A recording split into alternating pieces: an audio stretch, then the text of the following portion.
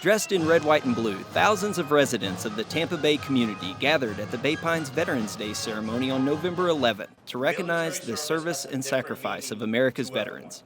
Conducted at the C.W. Bill Young VA Medical Center, the event was fully stocked with music, ceremonial tributes, and remarks. Thank you to all of our veterans. Speakers included U.S. Representative David Jolly and local VA leaders from the Bay Pines VA healthcare system, St. Petersburg VA Regional Office, to be here with all of you. and Florida National Cemetery.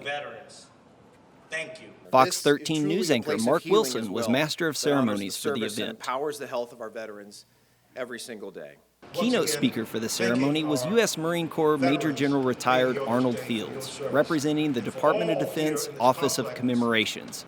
He attended the event to honor all veterans and specially recognize Vietnam veterans and their family members for their service as part of the nation's commemoration of the 50th anniversary of the Vietnam War. I do this in quite a number of places around the United States on behalf of the Department of Defense and specifically of a grateful nation that we are doing this.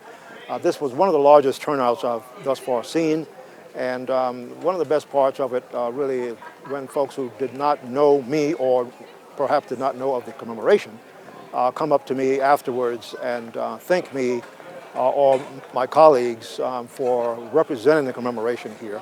So I get a lot of personal satisfaction out of that, but most importantly, it's evidence that the nation needs what the Congress put into place in 2008 and inaugurated in 2012, that we reach out and thank and honor our Vietnam veterans and their families. For Congressman David Jolly, an ardent supporter of veterans and their loved ones, the sheer number of those in attendance validated the community's commitment to honoring and recognizing veterans, the brave men and women who sacrifice so much for the freedoms we all enjoy.